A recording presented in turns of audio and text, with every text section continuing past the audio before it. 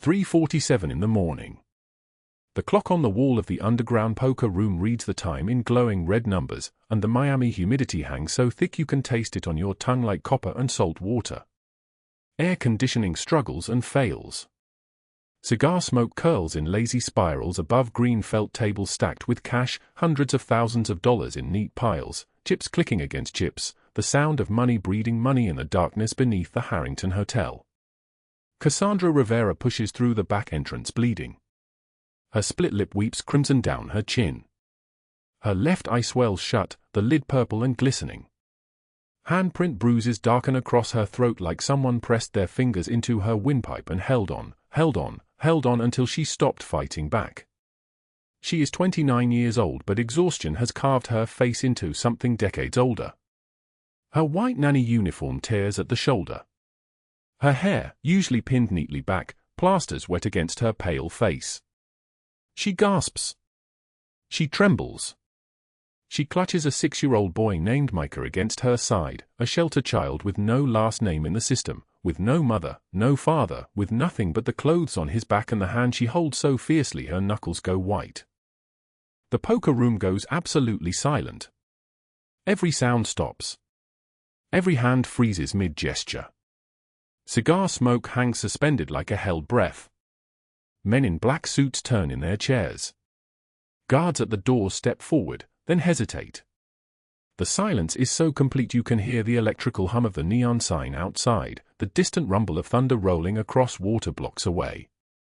Alessandro Moreno sits at the center table. He is 42 years old. His black suit costs more than everything Cassandra owns, every shoe, every shirt, every scrap of fabric stitched to her body. The suit is tailored so perfectly it moves like a second skin. His white shirt opens at the collar, showing the line of his chest, olive skin, and the faint edges of scars he does not talk about. His dark hair is slicked back, silvered at the temples. A scar runs from his right eye to his cheekbone, thin, pale, old. His wrist shows a gold watch that costs $50,000. His fingers wear silver rings, each one engraved with symbols she cannot read. His eyes lift from his cards. Those eyes are the color of a winter sky. They move across the room and lock directly on Micah, and every muscle in Alessandro's body goes rigid. Like someone cut his strings. Like someone froze him mid-breath. That face. Those eyes. The birthmark on the left temple shaped like a crescent moon. The small scar above his right eyebrow from a fall he took at age 3. Micah Moreno. His son. The child who vanished from the hospital nursery 6 years ago. The same night his twin sister was stillborn. The nursery he never dismantled. The tiny shoes and unfolded clothes and empty crib that sits in the penthouse, gathering dust, untouched for 2,191 days. The name he does not say aloud. The grief that hollowed him into something carved from stone. Sergio and Enzo rise from their positions. Their hands move toward concealed weapons. Armed guards at every door take measured steps forward, approaching with deliberate slowness. Alessandro raises one hand. They freeze. Please. Cassandra's voice trembles like a candle in the wind. Please, I just need to get him somewhere safe. Someone just tried to hurt us. I have money, I can work, I just need. She does not finish. She cannot finish. A photo falls from her trembling hand. It hits the floor and spins to a stop face up on the black tile. It is a man in a military uniform. Handsome. Young. Dark eye smiling at the camera. A wedding ring visible on his left hand. Her late husband. Taken too soon by a roadside bomb in a place the news stopped covering years ago. Gone. Dead. Never coming home. Alessandro sees the photo. Something in that shared knowledge of loss, that particular knowledge of holding a grave in your chest, makes him lower his hand. Makes him stand slowly from the table. Makes him walk toward her with each step measured and controlled, like a predator who has already decided not to hunt. He stops 3 feet away. He does not reach for her. He does not touch her. He simply looks at the child, really looks at him, and in that moment, everyone in the room understands that something fundamental has shifted. The air tastes different. The gravity in the room has changed direction. "Bring her upstairs," Alessandro says. His voice is deep and solid like an oath. Like a man speaking from the bottom of a well. "Get medical. Clean her injuries. Find her clothes that are not torn. Feed the boy whatever he wants to eat. Prepare a room." Sergio blinks. "So. Now." Sergio moves. He approaches Cassandra with surprising gentleness and extends his hand. She flinches. Her body expects violence from every man within reach. It takes her 3 seconds to accept his palm, and when she does, she is still trembling, still bleeding, still barely breathing. He leads her toward the elevator at the far end of the room. She stumbles. He steadies her.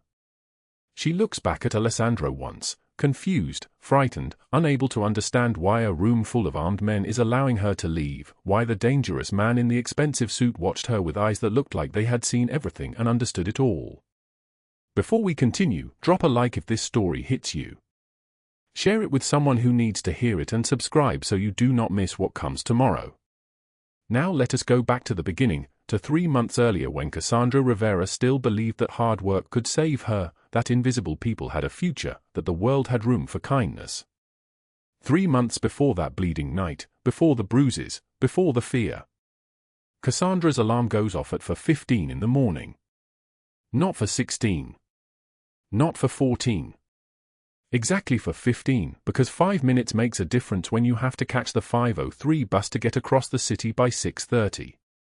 She lies in her bed in a room no bigger than a closet, walls thin enough that she hears her neighbor's television through the drywall, footsteps from the apartment above, the drip drip drip of a leak in the corner she has not been able to fix because the landlord stopped answering his phone 3 months ago. She does not need the alarm. Her body wakes before the sound starts, muscles tensed from 7 years of living like this, always waiting for the next disaster, the next bill, the next loss. The apartment is cold. The heating works maybe 60% of the time. She pulls on 2 layers, a tank top and a long-sleeved shirt underneath. She counts the cash on her nightstand. $17.43. The bus is $2.50 each way. That leaves $12.43 for 3 days of food. Breakfast is coffee and a banana from yesterday. She eats standing at the sink. The banana is starting to brown but still good. Still food. Still something. She looks at the photo on the wall above her bed. Her husband, Marcus. Military uniform. Young. Smiling like he believed he was coming home. He was wrong about that. The phone call came at 2 in the morning on a Tuesday. She was asleep. The voice on the other end was formal and distant. "Your husband was killed in action. We are so sorry. We will be in touch regarding burial arrangements and a memorial service." Those were the words. Killed. In action. Like he was a piece of equipment. Like he was replaceable. She leaves the apartment at 4:52. The bus comes at exactly 5:03, which means she has made her connection since she started this job, hasn't been late once in 3 months. The Harrington Hotel pays $15 an hour, plus tips from the families who hire her to watch their children. The tips are inconsistent. Sometimes generous. Sometimes nothing. The hotel provides the white uniform and the name tag. That is all. She arrives at the Harrington Hotel at 6:02, 13 minutes early. She always arrives early. The early shift starts at 7 o'clock. She uses those 13 minutes to check her appearance in the employee bathroom. Her hair is dark, pulled back in a bun that is starting to come loose. Her eyes are brown, exhausted, the whites threaded with red. She has no makeup. She stopped wearing makeup because it cost money and she needed the money for other things. Rent. Electricity. The medication her mother needs that her mother's insurance does not quite cover. She begins her shift by preparing the children's wing on the 4th floor. The Harrington Hotel has a program for wealthy guests with children. The children stay in supervised rooms while the parents attend meetings, dinners, events. Cassandra is one of 3 childcare providers. The other 2 are older, one woman in her 50s, one woman in her 60s. They have families. They have support systems. They have husbands or adult children who help them. Cassandra has only herself, her $17.43, and the knowledge that if she loses this job, she does not know what comes next. At 6:53 on this particular morning, as she mops the floor of the children's wing, footsteps approach from behind. She recognizes them before she looks up. The footsteps are measured. Expensive shoes. Someone important.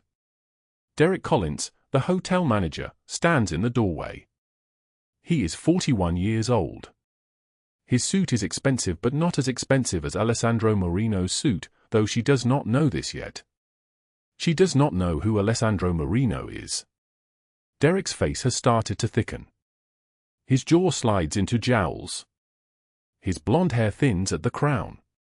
He has been managing the Harrington Hotel for 8 years, and in those 8 years, he has learned that there are certain people no one will miss. Cassandra, he says. Her name sounds different when he says it. Like a question. Like a threat.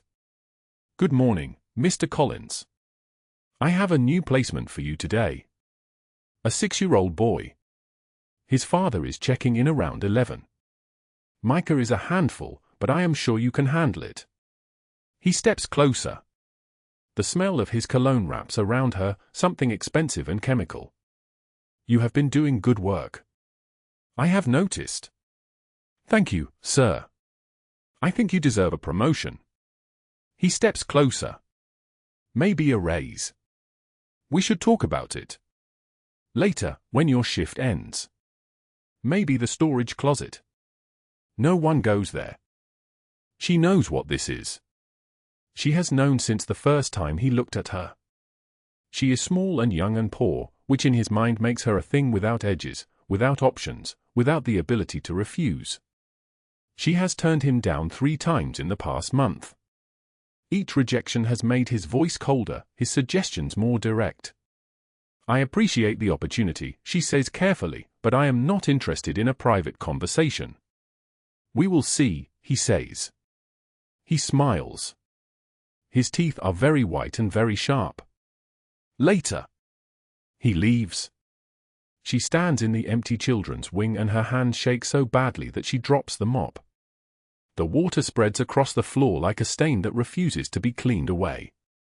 At 11:15, a man in an expensive black suit arrives with a 6-year-old boy in tow. This is not Derek Collins's father. This is not anyone the hotel has seen before. The man has dark eyes and olive skin and a scar on his face. The boy has the same dark eyes. The same small crescent-shaped birthmark above his temple. The man, Alessandro Marino, hands the child to Cassandra with a gentleness that surprises her. His fingers brush hers when he releases Micah's hand. His skin is warm. His name is Micah, Alessandro says. His voice is deep and solid like an oath. He has been through difficulties.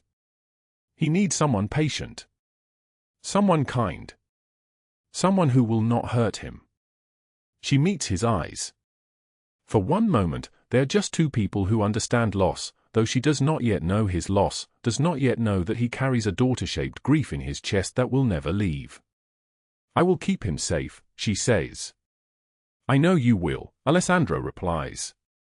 Then he is gone, and she is alone with a child who needs her, and 4 hours later, Derek Collins will push her into the storage closet and demand what he believes he is owed. But she does not know that yet.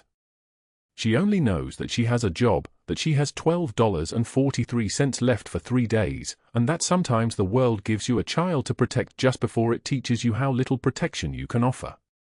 3 months before the bleeding, before the storage closet, before Alessandro Marino walked into the children's wing carrying a boy who looked like a ghost of his own lost grief, Cassandra Rivera woke up at 4:36 in the morning in the backseat of a 2008 Honda Civic parked behind a shuttered warehouse on the edge of Miami's forgotten neighborhoods.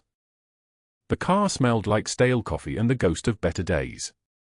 She had been sleeping in this vehicle for 8 months, ever since the medical debt from Miguel's accident consumed the apartment, consumed the savings, consumed everything except the memory of his face pressed into a pillow the morning before the construction crane failed, before a cable snapped, before her husband became a name the hospital said quietly while she sat in the waiting room holding a coffee cup that never reached her lips. She did not think about that anymore. Thinking about it was a luxury she could not afford. Cassandra pulled herself upright, her spine cracking like old wood, and reached for the plastic bottle of water she kept in the cup holder. The water was warm and tasted like the bottle, but it was water, and water was free if you filled it at gas stations and library bathrooms. She splashed it on her face using a paper towel from the back seat, then changed into her uniform in the confined space, her movements efficient, practiced, perfected over 8 months of living like this. The uniform was clean. It was always clean. That was the one thing she controlled. Her reflection in the rearview mirror showed a woman who was 28 years old but looked closer to 40. The circles under her eyes had their own geography. Her hair, dark and thick, she had brushed into a neat bun. Her smile, when she forced it, still had teeth in it. Still had some light. She counted the money in her pocket. $2 bills and 43 cents in coins. This had to last 3 days. At the gas station, she could buy 1 bottle of water and a pack of crackers for $1.19, leaving her with $1.24 for the rest of the day. The shelter director, Ms. Patterson, always left out sandwiches at lunch. The hotel threw away food from the restaurant at the end of the shift. Staff were not allowed to take it, but Derek Collins was usually drunk by midnight, and Cassandra had learned which dumpsters behind the kitchen were accessible and which security cameras had blind spots. This was her life now. This was survival. This was what happened when the universe decided you did not deserve anything else. At 5:17, she parked the Civic in the employee lot at the Harrington Hotel, a 15-story glass structure that caught the Miami sun like a trap. The lobby was all white marble and crystal chandeliers, a monument to money and power and the kind of beauty that ground people like her into smaller and smaller pieces. She clocked in at 5:45. Her first shift was as a nanny in the hotel daycare, watching the children of wealthy guests from 6 a.m. to 2 p.m. The work was gentle. The children were mostly kind. The pay was $6 an hour. At 2:15, she changed uniforms and began room service, carrying trays up and down corridors that smelled like expensive perfume and imported seafood, her feet aching in shoes with holes in the soles, delivering food she would never eat to people who sent it back because it was the wrong shade of beige. Room service paid $7 an hour, but the tips were inconsistent, sometimes generous, sometimes insulting, and Derek Collins skimmed half of everything before distributing the rest. Derek Collins was waiting for her outside the staff office at 4:30, his hand blocking the door with a casual cruelty that made her stomach drop. He was 38 years old and had the kind of handsomeness that came from expensive clothes and bad intentions. His hair was slicked back with something that made it shine like plastic. His cologne arrived before his body, a heavy musk that clung to her uniform after he stood too close. "You worked overtime this week," he said. "Not a question." "Yes, Mr. Collins." 6 hours. "I submitted the form." "I saw the form." He smiled. His teeth were not friendly. "I'm deciding not to pay it." The blood in her face went cold. The 6 hours was $42. $42 meant she could eat actual food for a week. $42 meant she could buy a tank of gas. $42 meant she might make it to the next paycheck without choosing between meals and car insurance. "That is not legal," she said quietly. Her voice came out steady even though her hands were shaking. The smile left his face. What replaced it was worse. "You know what else is not legal? Sleeping in your car on hotel property. I could have it towed. I could have you arrested for trespassing." He leaned closer. She could smell the whiskey on his breath from lunch. You need this job. I know you do. So you are going to smile, and you are going to say thank you, and you are going to forget about the overtime. Or you can find somewhere else to park your sad little vehicle. She backed away from him, her body moving before her mind could argue. The fluorescent lights above them hummed like they were alive. Somewhere down the corridor, a housekeeping cart rattled over tile. "Thank you, Mr. Collins," she said, and she hated herself for saying it, hated the part of her that understood exactly how much power he held over her life. He walked away, whistling. The sound followed him down the hallway like a curse that could not be erased. At 1:30 on her lunch break, Cassandra drove to Miami Hope Shelter, a converted warehouse 12 blocks from the hotel where Ms. Patterson ran an after-school program for children who had nowhere else to go. The shelter served lunch to whoever showed up, no questions, no applications. 7 children were there that day, ages 4 to 8, sitting at a long wooden table that had been donated by a church that had closed. She had met Micah the first time she volunteered here, 4 months ago, on a Tuesday when she needed to remember that some people were worse off than she was. It was a selfish reason to come, but she came anyway. Micah was a quiet boy with dark eyes that held too many secrets for someone so small. He had appeared at the shelter 3 years ago, Miss Patterson had told her, with no records, no family, no explanation. He was 6 now, or 7, nobody knew exactly. He did not speak much. He read at a level 2 years ahead of his age, and he drew pictures of birds flying away from cages. Cassandra sat beside him with the children's lunch, a turkey sandwich cut into quarters, apple slices, a cup of milk. "Hello, Micah," she said, and he looked up from his picture of a cardinal with spread wings. "Do you think birds get tired of flying?" he asked. "Maybe sometimes," Cassandra said. "But I think they like being free more than they like resting." Micah considered this. He was very still, the way children are when they are thinking about something true. "I do not want to be tired," he said. "I want to be free." She reached into her pocket and pulled out half the crackers she had saved from the night before. She set them on his plate, and he did not ask where they came from. He just ate them slowly, making them last. At 3 p.m., she left the shelter and returned to the hotel, where the charity event was beginning. Margaret Harrington had scheduled it personally, a luncheon for the city's wealthiest women, a showcase of the hotel's elegance and her own charitable nature, which consisted of donating old clothes and making speeches about the less fortunate while ensuring those less fortunate never actually came near her. But this year, Margaret had decided to feature the children from Miami Hope as part of the event's aesthetic. 7 children would be brought to the grand ballroom, fed in front of the donors, photographed for the society page. The children would smile. They would be grateful. They would remind the donors how much they had and how little these children had, which was the point of the whole exercise. Cassandra was assigned to help supervise. She changed back into her nanny uniform and was standing with the children in the service corridor outside the ballroom when Margaret Harrington appeared, a woman of 63 with silver hair and a pearl necklace that probably cost more than Cassandra's car. Margaret looked at the children, then at Cassandra, and something cold moved behind her eyes. "Which one is the shelter child?" Margaret asked, though 7 of the 7 children were shelter children. She meant something else. She meant which one looked the most unfortunate, the most available for transformation by proximity to her. "This is Micah," Cassandra said, placing her hand on his shoulder. "This is Rosa. This is—" "I did not ask for an inventory," Margaret interrupted. She snapped her fingers at a server. "Bring my lunch now. I am famished. Do not wait for the children. They can eat after I have eaten. They need to understand the order of things." The server hesitated.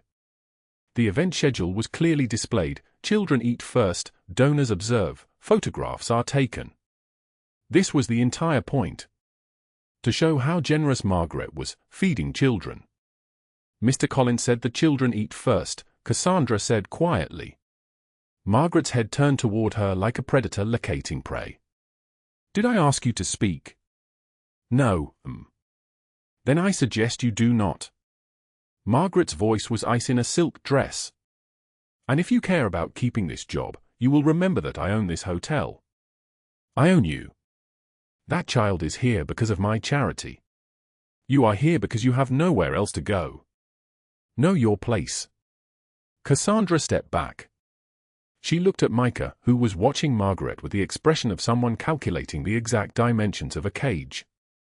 That evening, after the charity event concluded, after the children had been fed at last, after Cassandra had cleaned the ballroom and changed out of her uniform, she sat in her car in the parking lot and counted her money again. $2.43, minus the cost of gas to drive to the shelter, minus the water she had bought that morning. She had $1.08 left. This had to last 2 more days. She pulled out the photograph of Miguel that she kept in the sun visor, the one from their wedding day, Miguel in a borrowed suit with his arm around her, both of them young enough to believe the world would be kind to them. She looked at his face for a long time, the way she did every night, and she did not cry because she had run out of tears somewhere between the accident and the eviction notice. What she did not know was that Margaret Harrington, sitting in her office on the 14th floor of the hotel, was having a conversation with Derek Collins about the nanny who had challenged her authority. She has opinions, Margaret said, her voice carrying the tone of someone discussing a structural defect. I do not like staff with opinions. She made me look foolish in front of my guests today. Handle it. Derek Collins smiled. He already knew exactly how he would handle it.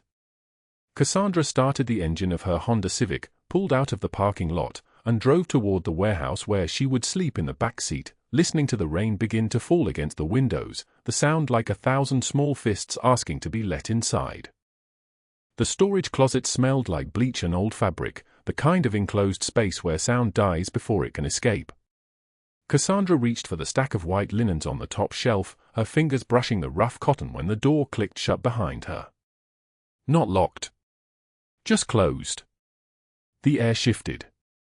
Derek Collins stood blocking the exit, his hotel manager's uniform perfectly pressed, his smile carrying the weight of something she had learned to fear. He was 47 years old, with the kind of face that had never known consequence, smooth, confident, the face of a man who had never been told no and lived to tell about it. You have been working here 6 months, he said, stepping closer. The fluorescent light hummed above them. You are a hard worker, Cassandra. I have noticed. I could make things easier for you. His hand touched her waist. The contact burned like a brand. She jerked backward, her hips striking the shelf. Mr. Collins, please move. You sleep in your car, he continued, as if she had not spoken. His voice was smooth, reasonable, the voice of someone offering something generous. I could get you a room. A nice one. All you have to do is be grateful. Cassandra's stomach twisted. She knew what gratitude meant in his language. She shoved past him toward the door, her shoulder hitting his chest. He grabbed her arm but she pulled free, the fabric of her uniform sleeve tearing slightly. You will regret that, he said quietly as she fled. His words followed her into the hallway. The next morning arrived grey and heavy. Cassandra stood outside the penthouse office on the 14th floor, her hand shaking as she knocked. Margaret Harrington sat behind a desk the size of a small car, a glass of wine in her hand at 10 in the morning, her smile thin as a blade. Derek tells me you have been stealing from guest rooms, Margaret said without offering a seat. Pocketing tips meant for housekeeping staff. I am terminating your employment effective immediately. Cassandra's face went white. The words did not make sense at first, as if they were being spoken in a language she did not understand. That is not true, Mrs. Harrington. I have never stolen anything. 3 guests reported missing cash from their rooms on days you cleaned them. Margaret sipped her wine. That is theft. That is also grounds for criminal charges. Cassandra realized then. Derek had planted this. He had done this because she had refused him, because rejection was a language his ego could not translate. Please, Cassandra whispered. I need this job. I have been caring for children at the shelter. I use my tips to buy them food when the director cannot afford.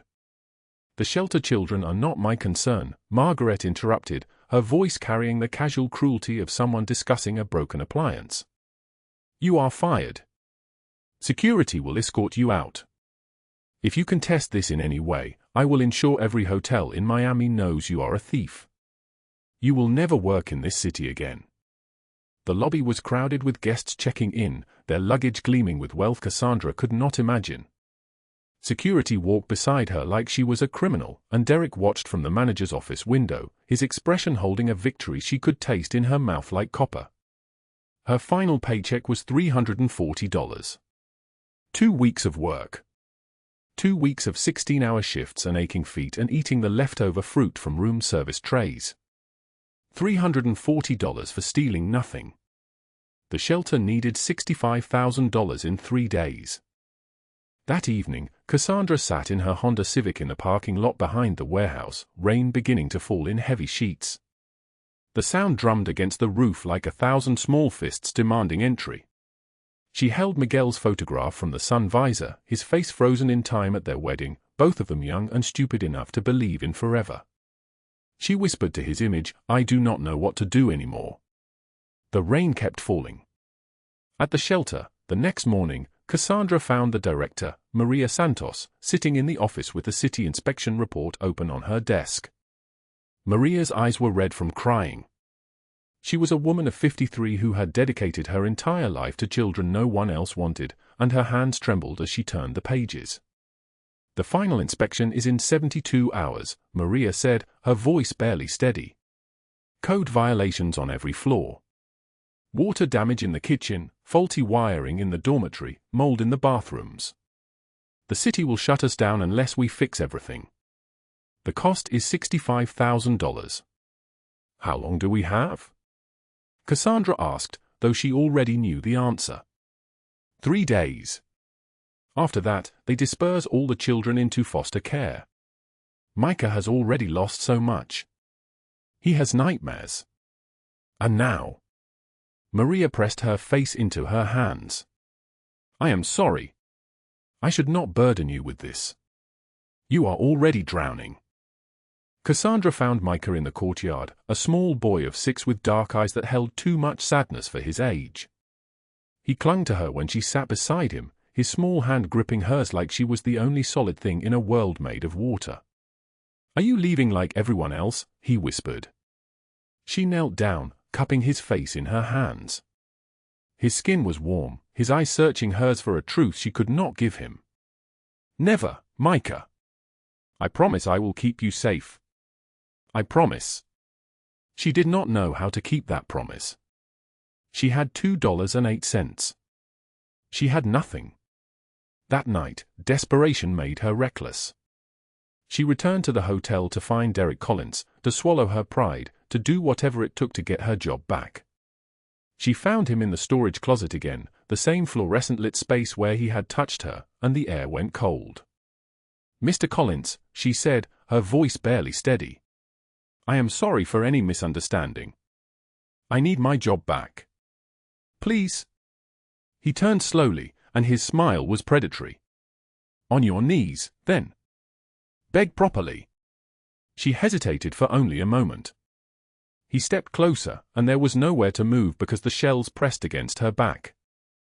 "You think you are too good for me? You are homeless. You are nothing." When she turned to leave, his hand closed around her throat. His grip was crushing, absolute, the kind of grip that erased every future she had imagined. He slammed her against the metal shelf and the world tilted. She clawed at his face, her nails finding skin, and he released her only to punch her across the face. Her eye exploded with pain, her lip split, blood filling her mouth like rust. "If you tell anyone, I will have you arrested for assault," he hissed. "Who will they believe? A hotel manager or a homeless thief?" She ran. He chased her, but she was faster, desperation giving her speed she did not know she possessed. She burst through the exit into the humid Miami night, her breath coming in ragged gasps, her vision already blurring from the swelling. When she reached her car in the parking lot, Micah was waiting in the back seat. He had left the shelter, terrified of being alone, searching for the only person who had ever promised to stay. "Baby," she whispered, looking at his small face in the darkness. "It is okay. We will stay together." She drove through the night with no destination, just away, just moving. Thunder rolled across the sky like furniture being dragged through heaven. Her face throbbed. Micah slept against the window. And then she remembered something someone had mentioned in passing, an underground poker room beneath the hotel, a place where desperate men gambled away fortunes in a single night, where cash flowed like water. She was desperate. Maybe desperate was enough. She parked 3 blocks away and took Micah's hand. The back entrance was unmarked, a single door leading down a concrete staircase. The air grew cooler as they descended, the sound of men's voices carrying from below. Cassandra's hand found the photo of Miguel in her pocket. She had tucked it there before leaving the car. She needed him with her, needed to believe that someone had loved her once, that she was not always nothing. The door to the poker room was heavy. She pulled it open and stumbled inside, Micah pressed against her side, her face a map of bruises and blood. The room went silent. Men in expensive suits turned to stare. And at the far table, beneath a green-shaded lamp, Alessandro Marino rose slowly from his chair. He was a tall man of 51 years, with silver threading through his dark hair, his tailored suit probably worth more than Cassandra earned in a year, his face carved from something harder than stone. His eyes found Micah. Something changed in his expression. Something broke. He crossed the room in 5 measured steps, and when he knelt to the boy's level, his lieutenants Sergio and Enzo exchanged a look neither had seen in 15 years on their boss's face, something that looked almost like prayer. "What is your name, son?" Alessandro asked, his voice rough as gravel. "Micah," the boy whispered. Alessandro's hand trembled. He looked at Cassandra, his eyes burning. "Where did you find him?" "The shelter," she gasped through her split lip. 3 years ago. No records. No one knew who he was. Alessandro's jaw tightened. He turned to Sergio without standing. "Call Dr. Reyes. Now." To Cassandra, "You are hurt. Let me help you." She jerked back, pain flashing across her swollen face. "I do not need help from men like you. I just need—" The room tilted. Everything went soft at the edges. His hands caught her before she fell. The fluorescent lights of the FBI field office hummed like insects trapped in glass. Derek Collins sat in the interrogation room at 5:27 in the morning, his tailored shirt wrinkled, his confidence still intact. He had texted his lawyer 3 times. He had smiled at the agents twice. He believed, absolutely, that money and connections could untangle any situation.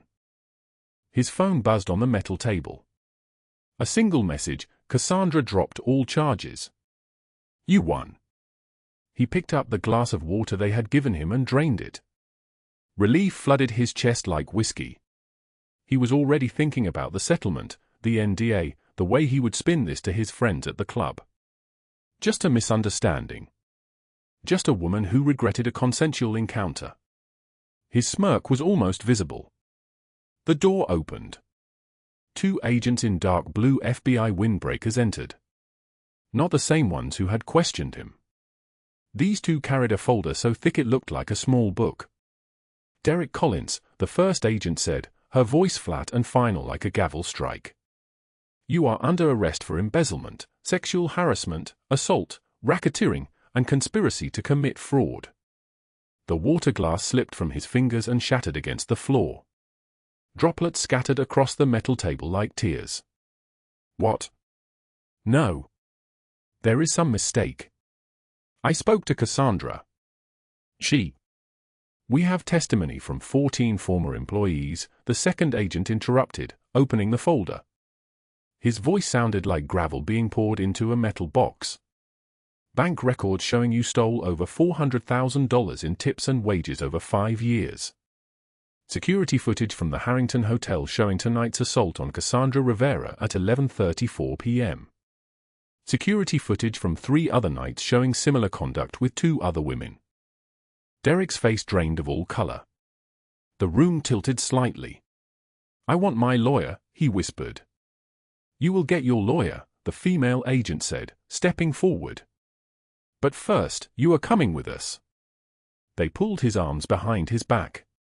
The metal of the handcuffs was cold and precise as a blade. Click! Click! The sound echoed in the small room like a coffin being sealed. He screamed. He actually screamed. A sound like an animal caught in a trap, desperate and pathetic and infinitely smaller than the confident man who had walked into that storage closet at 11:22 p.m. only hours before. They led him through the lobby of the hotel. News cameras had arrived before dawn, their lights harsh and white and unforgiving. Derek Collins, always so polished, always the man who smiled at guests and touched young women's arms just a fraction too long, now stumbled between two federal agents like a puppet with its strings cut. His expensive shoes scraped against the marble floor. His breathing came in ragged gasps. "I can explain," he begged. "I can pay it back.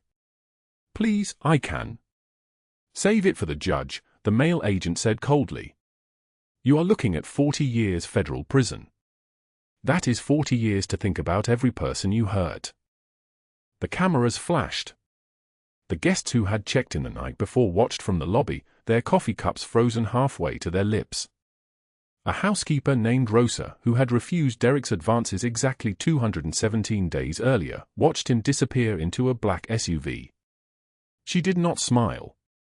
She simply returned to pushing her cleaning cart, her hands finally steady. Across the city, in a penthouse on Brickell Avenue, Margaret Harrington sat in her breakfast nook with a cup of Italian roast coffee and the morning news playing on a television the size of a small car. She was still in her silk robe, pearl necklace already fastened, her appearance always immaculate even in private. The news anchor's voice droned, "Breaking news this morning from the FBI field office in downtown Miami. Hotel manager Derek Collins arrested in connection with a wide-ranging corruption investigation. Authorities say Collins is just the first arrest in what appears to be a massive embezzlement and human trafficking ring." Margaret's hand stilled. The coffee cup paused an inch from her lips. Human trafficking? No. That was not possible. Those were separate matters. She had been so careful. The shelters, the foster networks, the city inspectors she had paid to look the other way, those were all compartmentalized. Separate. Untraceable. Her penthouse door exploded inward. Not exploded. Opened. But it felt like an explosion. 12 FBI agents in dark windbreakers, their movement synchronized like a ballet choreographed for destruction, flooded into her apartment. One of them carried a battering ram. Another held papers that seemed to stretch from the floor to the ceiling. Margaret Harrington, a woman with gray eyes and a voice like winter, said, "You are under arrest for bribery of public officials, conspiracy to commit fraud, racketeering, tax evasion, and human trafficking." Margaret stood. The coffee cup fell to the floor. It did not shatter immediately. It rolled across the white marble tile, leaving a thin brown trail like a snail made of caffeine and regret. Human trafficking? That is absurd, Margaret said. Her voice sounded strange in her own ears, thin and reedy like a violin played by someone who had never held a bow. "I am Margaret Harrington. My family has donated millions to this city. You cannot." "We can," the gray-eyed agent said. She opened the folder.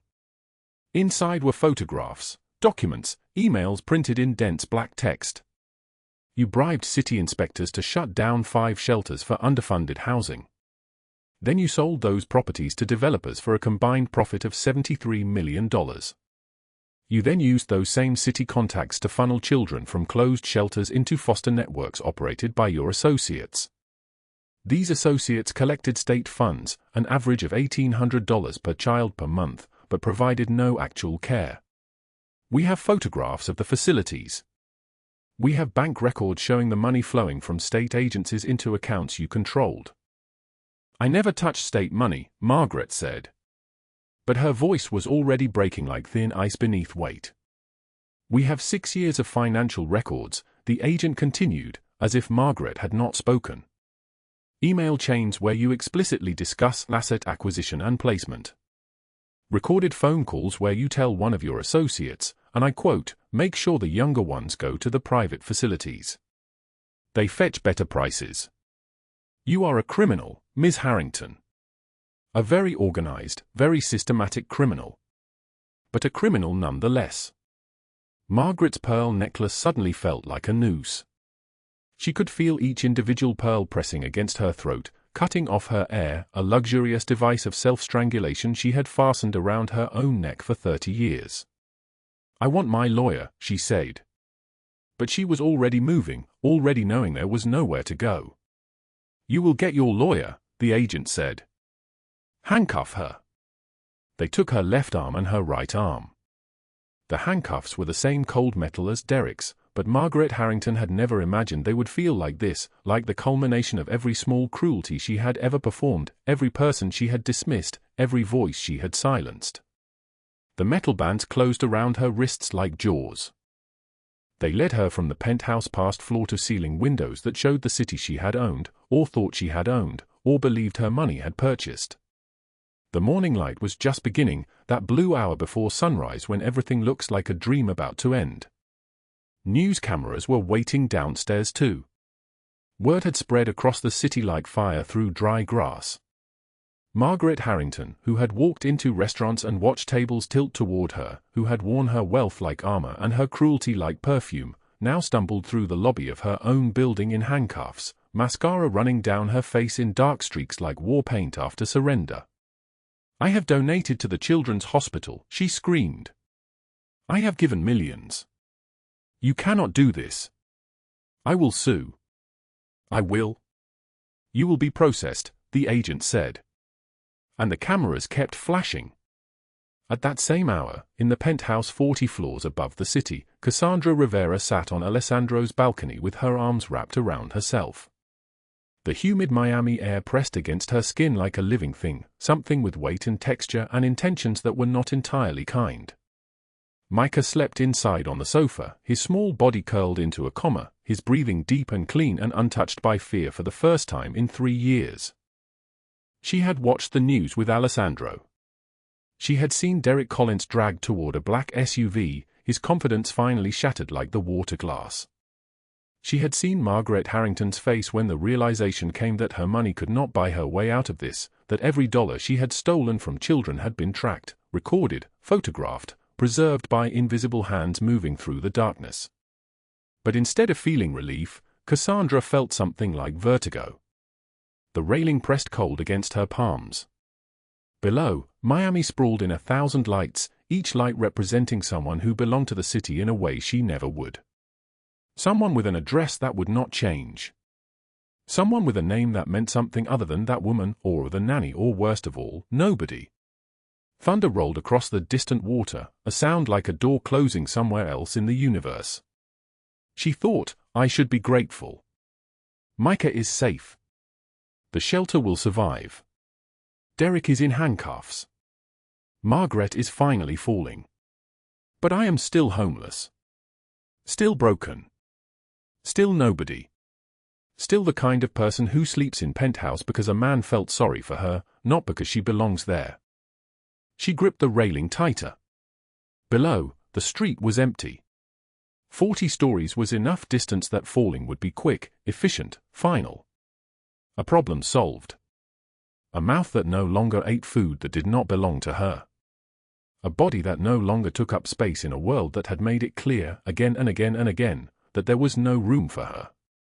The thought whispered like a snake, it would be so easy to stop hurting. Her hands were trembling. When had they stopped being steady? When had she become this fragile, this permeable, this close to breaking into pieces so small that not even Alessandro's men could sweep her back together? From inside the penthouse, a small voice said, Miss Cassandra? I had a bad dream. Micah stood in the doorway, his small silhouette backlit by the apartment's soft lighting, wearing pajamas that probably cost more than she had earned in a month. His hair was messy from sleep. His eyes were still heavy with dreams, still innocent of the fact that the woman he loved had been standing at the railing 40 floors above the street thinking about ending. She turned immediately, so fast her hand slipped on the railing. The vertigo vanished. The thought about falling scattered like roaches when someone turns on the lights. She knelt, opening her arms. "Come here, sweet boy," she said, and her voice was already steadier. "I have got you." He ran to her. His small arms wrapped around her neck. He smelled like sleep and safety and the expensive lotion from the penthouse bathroom. He pressed his face against her shoulder and whispered, "I dreamed Mama left. Everyone leaves. I do not want Miss Cassandra to leave." She held him. Inside, her heart was doing something it had not done since Miguel died. It was breaking open in a way that was not destruction but creation. She was the person this child needed. She was not nobody. She was the person who stood between him and the darkness. "I am not going anywhere," she whispered into his hair. "I promise. I will never leave you." What she did not know was that Alessandro had witnessed this moment from just inside the glass doors, his broad shoulders silhouetted against the apartment's interior lights. He had watched her grip the railing. He had seen her face when the thought of falling had crossed her mind. He had watched her choose, in that instant when Micah called out, to turn away from the edge and toward life. And in that moment, everything changed. The news was still playing on the television behind him. They were showing Margaret Harrington's arrest again, her expensive shoes clicking against the marble lobby, her pearl necklace glinting as she was led away. They were reporting the bank records, the 40-year federal sentences, the destruction of everything she had built on cruelty and stolen money. But Alessandro was not watching the news anymore. He was watching Cassandra hold a child and choose to live, and he was understanding, with the clarity of a man who had lost 2 babies and the woman who carried them, that this woman was worth more than justice. She was worth redemption. The humid August night pressed against the penthouse windows like a living thing. Thunder rolled across Miami's skyline, distant and gathering, the same sound that had echoed through the city exactly 1 year ago. Cassandra stood at the railing, the silk of her dress catching the wind, elegant navy fabric that cost more than she used to earn in a month, and she felt the weight of 12 months settling across her shoulders like something she could finally carry. Behind her, the foundation celebration was winding down. 300 people had filled Alessandro's penthouse that evening, city council members, social workers, teachers, donors, journalists. They had come to celebrate the expansion of House of Hope from a single struggling shelter to 3 thriving locations across Miami, serving 200 children who now had beds, counselors, art therapists, and people who looked them in the eye and said, "You matter." Cassandra had stood at that celebration in an elegant dress, speaking into a microphone with a steady voice about trauma-informed care and child welfare policy and the structural violence of poverty.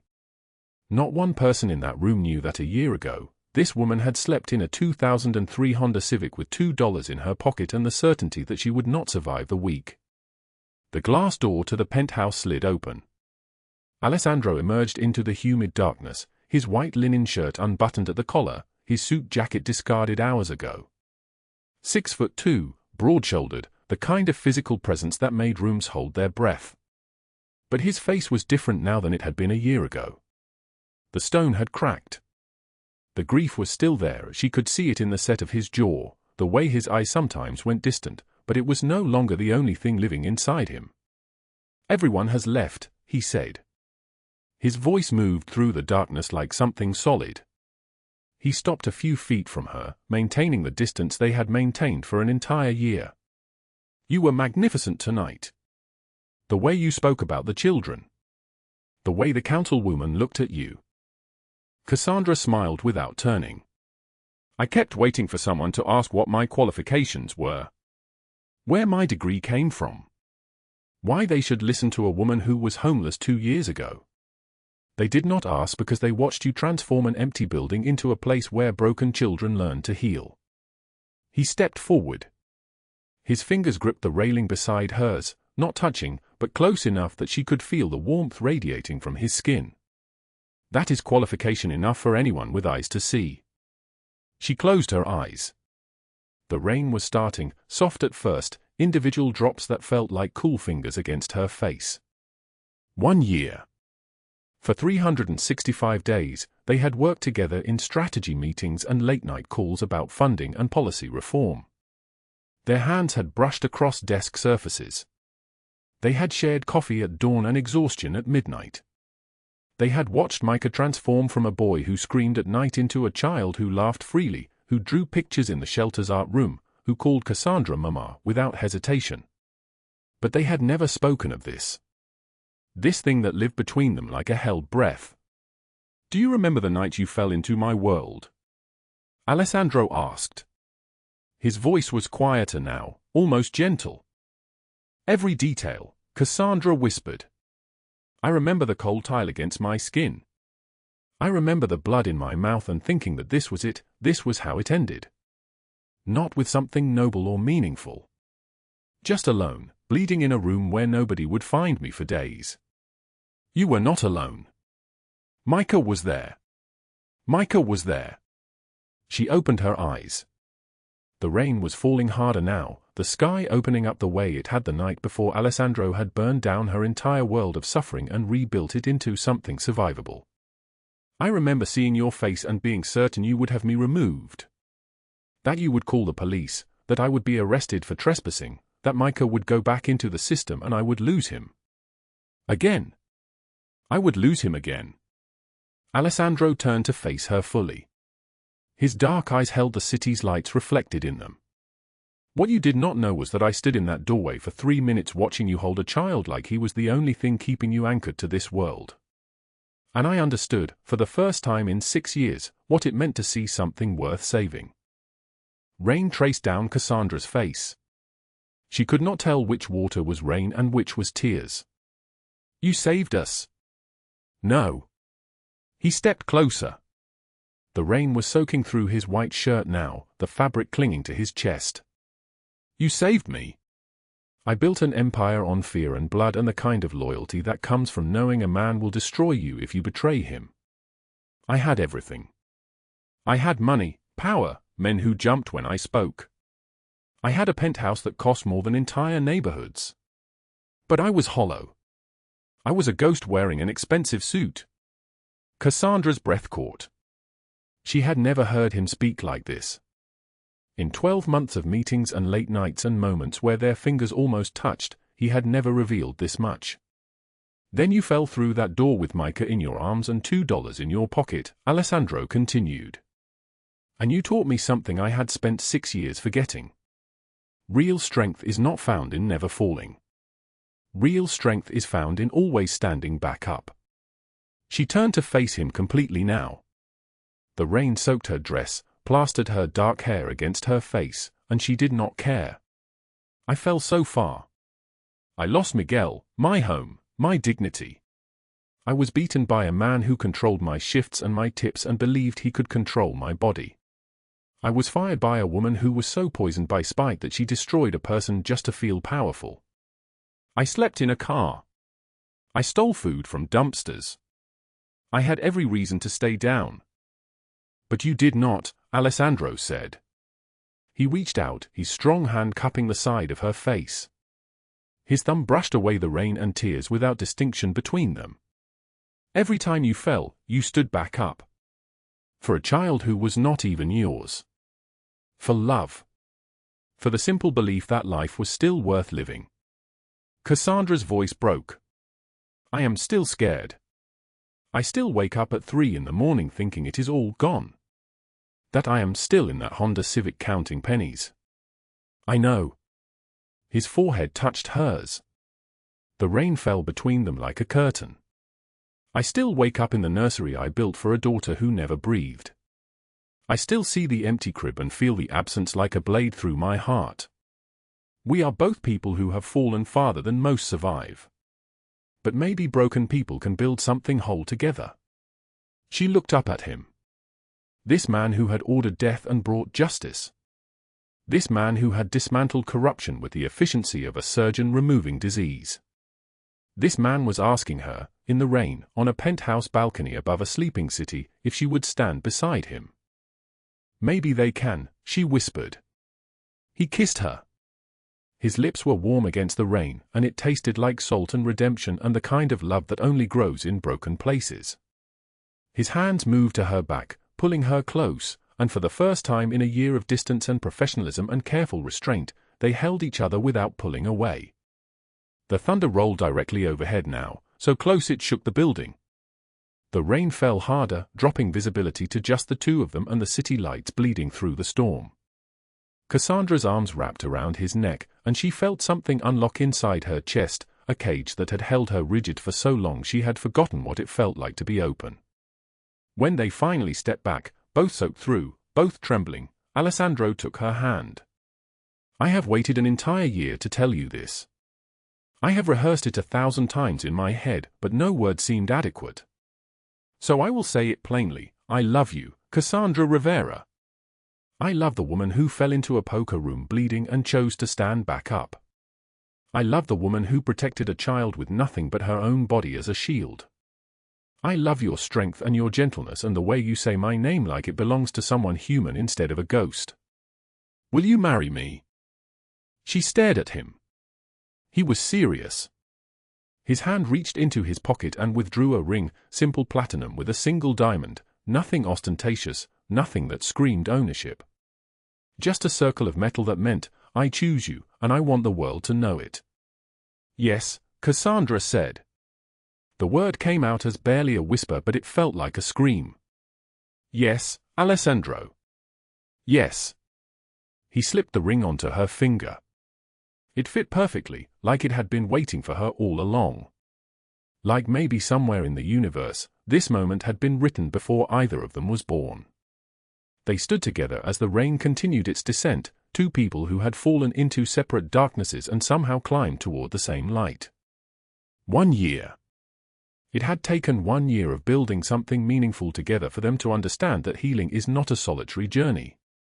It is finding someone who has also been broken and deciding to rebuild together. Below them, Miami glittered with 10 million lights.